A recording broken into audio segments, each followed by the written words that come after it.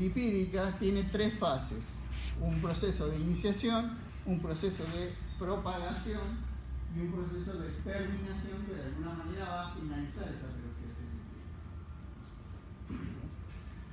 El proceso de iniciación, o sea, cómo se inicia una peroxidación lipídica, se inicia por la presencia del radical hidroxilo. Que se acuerdan, antes le había dicho, era uno de los más dañinos. ¿Por qué es uno de los más dañinos? Porque va a actuar sobre los lípidos de la membrana.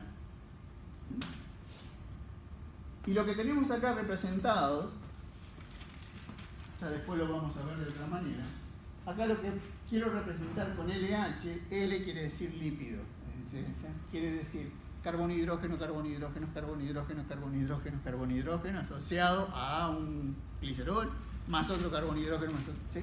Son lípidos. Esos lípidos pueden ser saturados o insaturados. En general, los radicales libres van a actuar sobre lípidos insaturados y particularmente a un carbono cercano a un lípido insaturado. Ahora después vamos a ver un ejemplo con estructura. Pero empecemos por acá para complicarle la vida a ustedes. Tenemos el lípido y tenemos el radical. ¿Qué va a hacer esto? Sacarle un electrón al lípido, ¿sí? Genera un lípido con un puntito, que quiere decir que ese lípido ha perdido un electrón y genera agua por la reacción. Este lípido que está acá va a su vez reaccionar con el oxígeno presente para generar este otro nuevo radical, que es el radical peroxilo. ¿Sí? Fíjense, la segunda reacción es la reacción del oxígeno, de un electrón desarrollado del oxígeno con el electrón que estaba suelto del otro radical, que era el L punto. ¿Sí? Por eso se forma el segundo radical. ¿Sí? ¿Hasta ahí me siguieron? Eso es la iniciación. O sea, la iniciación es: reacciona el radical hidroxilo con un lípido, le saca un electrón, forma agua, pero genera una especie reactiva nueva que es el L punto. ¿Sí? Y ese L punto, como hay mucho oxígeno, porque el radical hidroxilo se formó porque había superóxido, porque había agua oxigenada, ¿sí? Por esa razón se formó, quiere decir que había oxígeno, reacciona el lípido con el oxígeno y forma el segundo radical, que es el radical peroxilo. La propagación ahora es la reacción del radical peroxilo con otro lípido para dar dos cosas: un nuevo L punto, un nuevo de los que se generó al principio a través del radical hidroxilo, y lo que se llama un hidroxiperóxido lipídico. El hidroxiperóxido lipídico lo único que es el mismo lípido que tenían antes, pero que ahora tiene oxígenos e hidrógenos asociados, lo cual cambia la funcionalidad de ese lípido. ¿Sí? En una membrana plasmática, la idea es que sean carbonos e hidrógenos pegados a otro carbono e hidrógeno, a otro carbono e hidrógeno, que lo hace impermeable al agua y lo genera esa barrera de contención entre el exterior de la célula y el interior de la célula. Cuando empieza a haber oxígeno en algún lado, esa asociación entre lípidos empieza a ser más laxa, más lábil. Entonces, esta propagación se va a generar particularmente en la membrana plasmática. ¿Por qué? Porque tenemos un lípido al lado del otro. Entonces, el lípido que primero se convirtió en un radical, inmediatamente le va a sacar electrones al que está al lado y lo va a convertir en otro radical, mientras el primero se convierte en un lipoperóxido. Ese segundo va a sacarle un electrón al otro que está al lado, y así sucesivamente, y se van a ir propagando como un efecto dominó, ¿sí? Todos los ácidos grasos van a ir perdiendo electrones y se van a hacer lipoperóxidos. ¿Qué termina haciendo eso? Que toda la membrana plasmática sea completamente laxa, el agua pueda pasar y rompa la célula. Eso puede pasar en un punto o puede pasar en varios puntos del mismo ácido graso, lo que puede producir una ruptura del ácido graso a su vez. O sea, por ahí la cadena del ácido graso, del fosfolípido, se corta, o sea, se forma un radical, se forma un hidroxiperóxido en un lugar y al ladito más abajo se le puede formar otro. Y eso lo que hace es que se pueda romper, porque es más accesible a otro tipo de acciones enzimáticas y se corta. Entonces, lo que va a ir generando es ruptura de los ácidos grasos. ¿Cómo se para eso? Por una dismutación o por una reacción. ¿Sí? Fíjense que lo que está pasando acá abajo, lo que yo estoy mostrando en la terminación, es el segundo radical que se forma, el radical peroxilo, con el radical L punto, que va a dar un hidroxiperóxido y ahora va a dar un LH, pero acá dice con una nueva insaturación. ¿Por qué? Porque acá lo que pasó es que se perdieron dos electrones. Uno se perdió cuando se lo llevó el radical hidroxilo y otro se pierde cuando se le va a parar el otro radical hidro. O sea, este electrón que está acá se viene para acá con un hidrógeno y forma esto. ¿Sí? Entonces, ese electrón que está ahí se perdió. Antes se había perdido otro. Por lo tanto, se perdieron dos electrones. En una estructura de un ácido graso implica que se formó un doble enlace en algún lado. ¿Sí? Entonces, por eso pongo ahí un LH con una nueva insaturación. Cambió la característica de ese ácido graso. Pero esa no es la única, por suerte, no es la única forma que se frene. La otra forma es la presencia de la vitamina E. La vitamina E puede entregar electrones, dos electrones, primero semioxidarse y después oxidarse definitivamente, y se los puede entregar a los lipoperóxidos, o sea, a los peróxidos L punto. Entonces, de esa manera frena la propagación.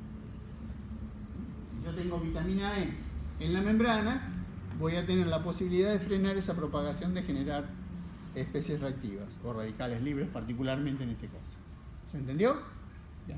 Perdón, ¿puedo repetir qué hacía la vitamina E? La vitamina E cede electrones. Le cede un electrón a L punto y lo convierte en LH. O sea, antes era LH que perdía un electrón por el hidroxilo. ¿Sí? Ahora la vitamina se lo devuelve. Entonces quedamos igual que antes. Entonces ahora acá tenemos el ejemplo que puede facilitar la comprensión de todo. Porque acá tenemos un ácido graso y acá tenemos un doble enlace, ¿sí? Esa insaturación hace que el carbono, supuestamente es ese puntito que está ahí, ese carbono de alguna manera esté teniendo un par de electrones que está compartido con el hidrógeno que están más o menos flojitos. ¿Por qué? Porque al haber una nube electrónica para el otro lado va a generar que uno de los electrones que está compartiendo con el hidrógeno se vaya un poco para allá. Entonces el otro queda un poco desprovisto, un poco flojito. Entonces viene una especie reactiva y le dice, bueno, vos acá estás débil, dame ese electrón, que es lo que yo quiero reaccionar, y se lo saca. Entonces quedó el otro colgadito y se forma este radical L punto. Este radical L punto es un radical centrado en carbono. ¿Por qué? Porque el electrón que está suelto está asociado al carbono de esa estructura. ¿Sí? Cuando esto reacciona con el oxígeno se forma esto otro que está acá, que es el peroxilo, ¿sí? Que yo se lo mostré antes. Este es un radical centrado en oxígeno, porque el electrón desapareado está sobre uno de los átomos de oxígeno. ¿Ok? Vuelve a reaccionar con esto y forma esto que está acá y un nuevo de esto. Y así sigue propagándose. Hasta que alguno lo frena. ¿Cómo lo frenamos? Frenando el L punto. ¿Entendieron? Es lo mismo que les dije antes, pero visto con una estructura. El ácido araquidónico particularmente es muy sensible a la acción del peróxido de hidrógeno, o sea, a la acción del peróxido de hidrógeno, el radical hidroxilo, quiero decir, al efecto de los radicales libres. ¿Por qué? Porque tiene muchos dobles enlaces asociados, entonces es mucho más fácil encontrar un punto donde sacarle un electrón. Cuando se produce esa peroxidación lipídica en forma masiva, o sea, cuando hay un efecto bastante grande sobre los lípidos de membrana, se producen, como siempre que hay una reacción química, productos de desecho por esa reacción. Y los productos que se generan de la degradación de los lipoperóxidos son, por un lado, malondialdehído junto con el lipoperóxido degradado, y por otro, lo que dice abajo, el 4-hidroxi-2 nonenal. ¿Sí? Los dos de esos productos son aldehídos. No sé si ustedes lo recordarán o lo habrán visto en algún momento. Los aldehídos son sustancias altamente reactivas dentro del medio acuoso. ¿Con qué reaccionan generalmente? Reaccionan con los grupos aminos de los aminoácidos de las proteínas. Una de las cosas más comunes que ustedes recuerdan siempre es la glicosilación de proteínas. La glucosa es un aldehído y reacciona con los aminoácidos formando glicosilaciones. Después de la base de Schiff, todo el chiche se va activando, pero si a la larga, altas concentraciones de glucosa en sangre van a terminar glicosilando proteínas y de alguna manera alterando la funcionalidad de la proteína. Este producto que se genera, que es el malondialdehído, de acá, que ustedes por ahí tampoco, les voy a dar una asociación más. ¿Por qué se llama malondialdehído? Ustedes dirán, ¿dónde sacó este nombre? Es el ácido málico reducido. El malato es eso, en cantidades de carbono, nada más que es un ácido. El malondialdehído es algo que viene del málico que se redujo para hacer un aldehído. En realidad acá no se reduce, sino que se genera de esta manera. Este malondialdehído tiene dos aldehídos, por lo tanto puede reaccionar en una proteína combinando dos grupos terminales de aminos diferentes, imposibilitando que funcione bien si es una enzima, o puede unir dos proteínas separadas y asociarlas, ¿sí? Agregarlas, que también le va a hacer perder su funcionalidad. O sea que la peroxidación lipídica no solo está destruyendo membranas generando estos reactivos, sino además los productos de desecho pueden alterar la funcionalidad de proteínas. Lo mismo pasa con el 4-hidroxinonenal, pero en menor grado, porque no tiene dos aldehídos. Entonces, lo que terminaría pasando en una membrana ahí simplificada con solamente dos fosfolípidos de cada lado, es que termina degradándose por ruptura y o por cambios estructurales por la presencia de esos oxígenos ahí que va a amplificar o va a permitir que el agua pueda pasar. ¿Qué pasa con las proteínas? Y las proteínas, las especies reactivas en general, reaccionan muy fácilmente con aquellas proteínas que particularmente tienen metales bivalentes, ¿sí? Como el cobre o el zinc o el hierro particularmente. Muchas veces el hierro puede tomar el espacio de la misma proteína, de una proteína que tenía cobre bivalente. O sea, lo puede intercambiar. Cuando está presente en ese momento el hierro, en estado 2, con presencia de alguien que quiere sacar electrones, se lo va a ceder.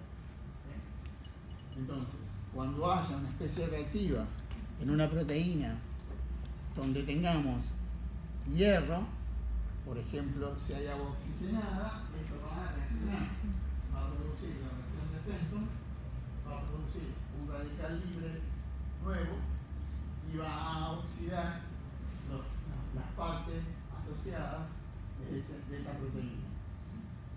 Entonces, la acción de especies reactivas sobre las proteínas lo que va a hacer es inactivar ciertas proteínas y generalmente va a aumentar la cantidad de carbonilos presentes. ¿Sí? O sea, las proteínas van a aumentar el número de carbonilos. Uno puede medir la cantidad de carbonilos que se generan o que hay presentes en una solución plasmática que se haya sacado para ver cuántas proteínas hay y ver que si aumentó podría uno decir que hubo un efecto de especies reactivas en algún lado, porque no sabemos específicamente. Particularmente las especies reactivas van a inactivar dos enzimas clave de las que están ahí, que son la glutaminosintetasa y la glucosa 6-fosfato deshidrogenasa. ¿Por qué? Porque las dos tienen hierro en su sitio activo.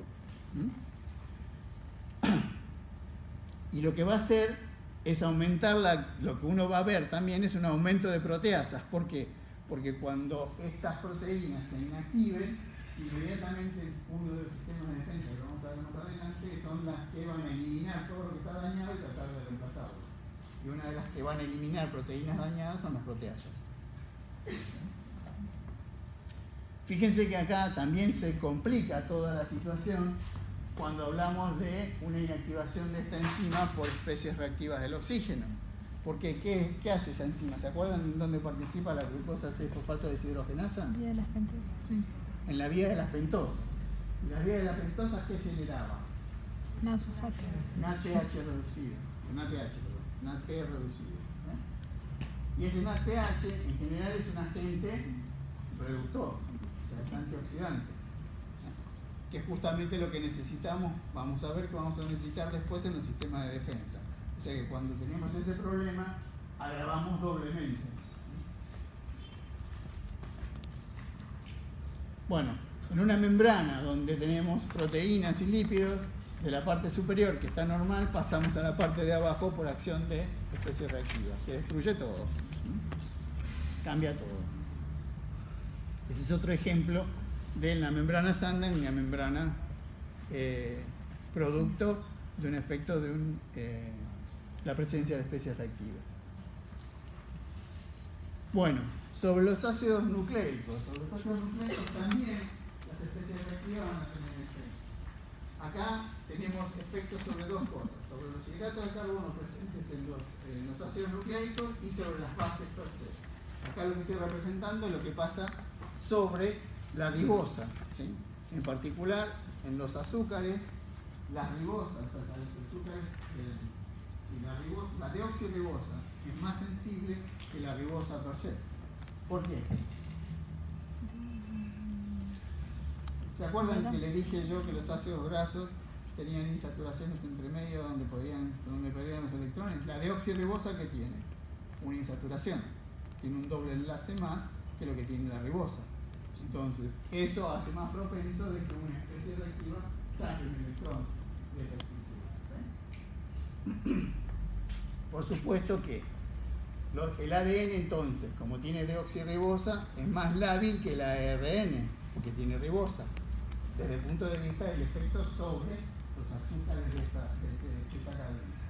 Y por otro lado, si nos ponemos un poquito más en exigente, el ADN debería estar más protegido que el ARN, porque el ARN es lineal cadena simple y el ADN es cadena doble, entonces está más cerradito y tiene más posibilidad de protección.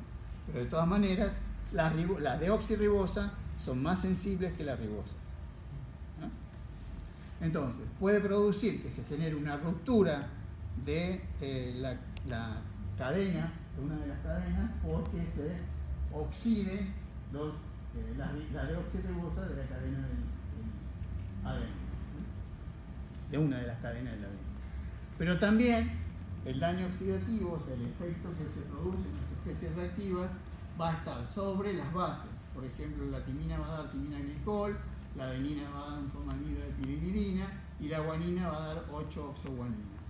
Justamente uno de los mecanismos para poder determinar que hubo un daño a nivel nuclear o donde hay ADN es la presencia de 8-oxoguanina en circulación. O sea, hay cosas que uno puede determinar para saber si el daño de las especies radicales es lipídico, si es nuclear o si es de proteína. Para proteínas vamos a poder ver la cantidad de grupos carbonilos, o sea, la reactividad de los grupos carbonilos en plasma. Para los lípidos vamos a ver la presencia de malondialdehído. Cuanto más malondialdehído haya, quiere decir que hay más lípidos rotos.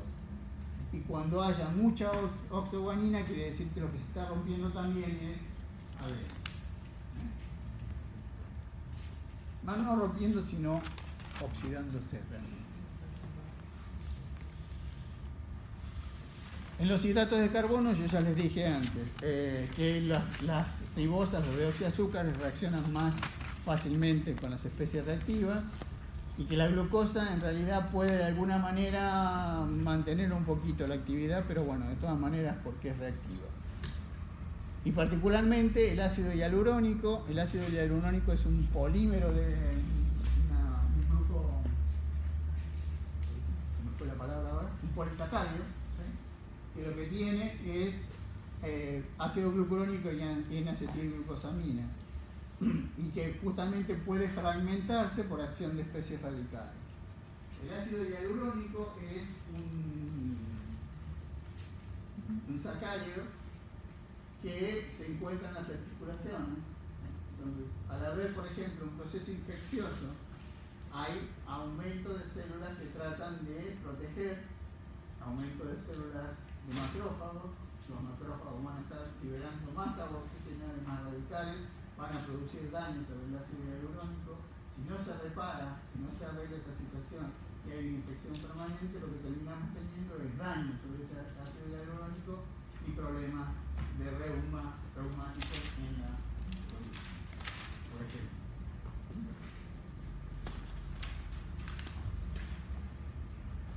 Muy bien, ya les pinté todo el panorama oscuro de la especie reactiva del oxígeno.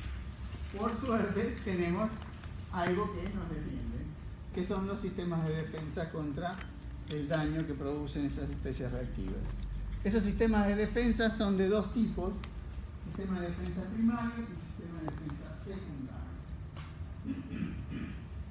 Evidentemente los primarios van a ser los que primero actúan y los secundarios los que van a actuar después. Los sistemas primarios de defensa, a su vez, se dividen en dos tipos, en los que se llaman compuestos antioxidantes, que lo que van a hacer es tratar de evitar que se produzca una oxidación, tratar de evitar que una especie reactiva funcione. Y los sistemas enzimáticos, que van a intervenir sobre el metabolismo de las especies reactivas. Es decir, van a tratar de lo mismo, van a tratar de eliminar especies reactivas, pero a través de reacciones enzimáticas. Los sistemas secundarios de defensa van a ser enzimas de degradación o de reparación. Por ejemplo, en el ADN, cuando se rompe que había ese efecto sobre el azúcar, se rompía la cadena, evidentemente una enzima reparadora va a mejorar, va a cambiar ese nucleótido directamente y va a tratar de volver a la normalidad.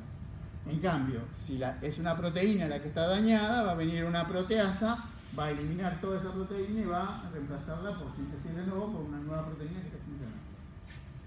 Y después tenemos, como sistema secundario de defensa, lo que se llaman sustancias atrapadoras de radicales libres. ¿Qué son los atrapadores de radicales libres?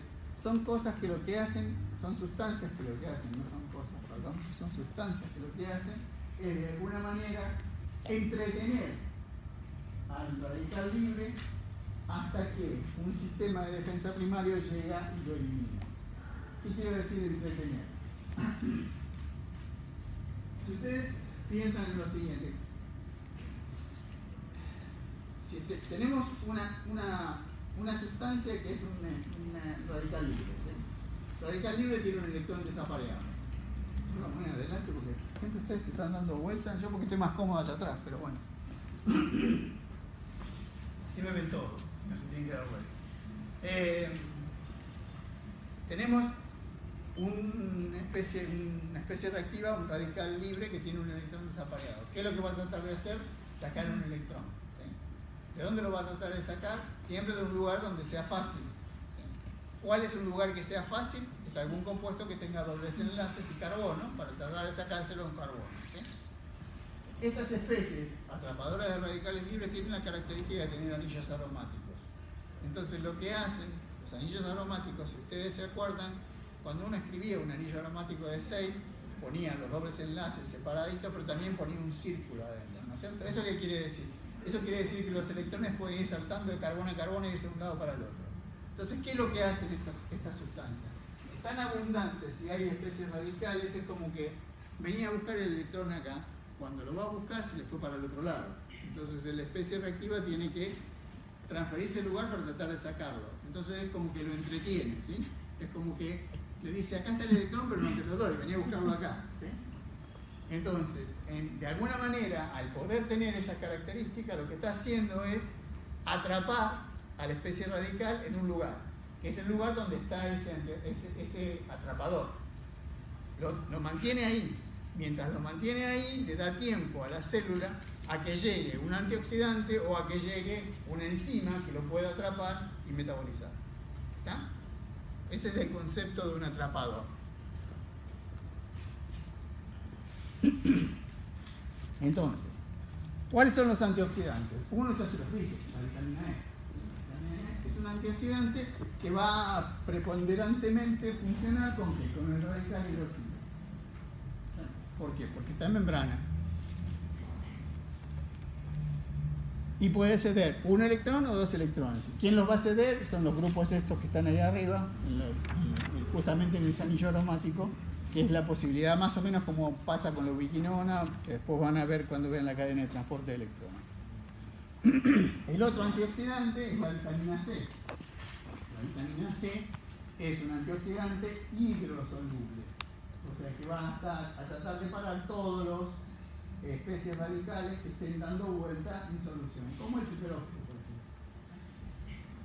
Y también puede hacer que libere un electrón de por vez, o que a su vez pueda de alguna manera reaccionar y poder regenerar la vitamina E, por ejemplo, o parar una lipoperoxidación a través de la vitamina E, a través del ácido ascórbico que regenere vitamina E. Si todo depende de la concentración de uno u otro antioxidante. A su vez, la vitamina E también se puede regenerar tomando electrones de la coenzima Q. O sea, no solamente tomando electrones del ácido ascórbico, sino también de la coenzima Q, que es una sustancia que está presente en membranas.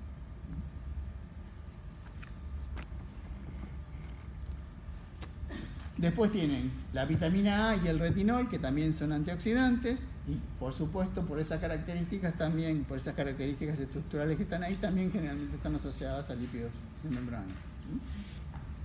¿Por qué? Porque tienen dobles enlaces, colas que se llaman isoprenoides, que se pueden asociar con los ácidos grasos, o interaccionar, no asociarse.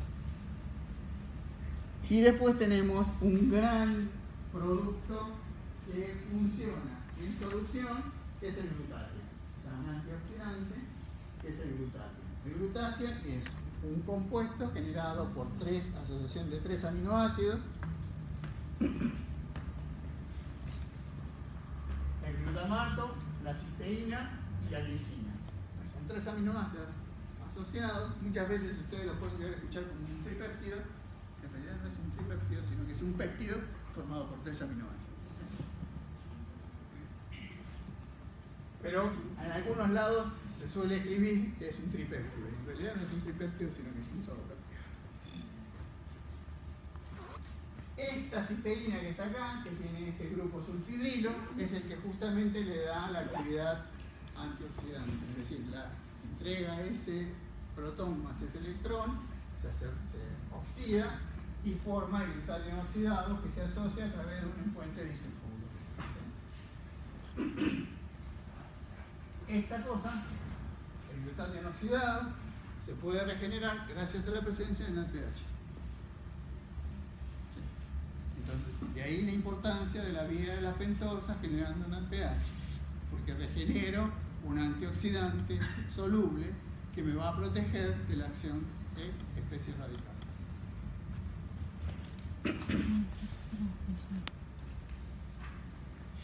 Otro antioxidante que parece poco pero lo es la bilirrubina. La bilirrubina, arriba lo que tenemos, acá arriba lo que tenemos es simplemente la reacción de la hemooxigenasa, ¿sí? Que es la reacción natural que por la que se produce la degradación de bilirrubina en biliverdina. ¿Sí? Ahora, ¿qué pasa? Si hay poca bilirrubina, se va a formar biliverdina y se va a eliminar normalmente. Si hay mucha biliverdina, esa biliverdina va a ser sustrato de una enzima que es la biliverdina reductasa, que inmediatamente la va a volver a formar la bilirrubina. ¿Sí? Entonces, ¿qué pasa? Si yo tengo bilirrubina y tengo un agente oxidante que me va a producir mucha biliverdina, ¿sí? Vamos a estar en la situación de abajo, va a haber mucha biliverdina, y esa mucha biliverdina va a ser sustrato activando a la biliverdina reductasa, que lo que va a hacer es volver a formar bilirrubina, pero esa biliverdina se oxidó. Perdón, me olvidé de apagar el celular. Esa biliverdina, entonces yo decía, lo que va a hacer es volver a formar bilirrubina, y esa bilirrubina va a volver a oxidarse por acción de un agente oxidante, que es un radical libre, y va a volver otra vez a formar bilirrubina. Es decir, a través de la utilización de NADPH, lo que va a estar haciendo es bajando la cantidad de agente oxidante. Por eso actúa como un antioxidante. ¿Okay?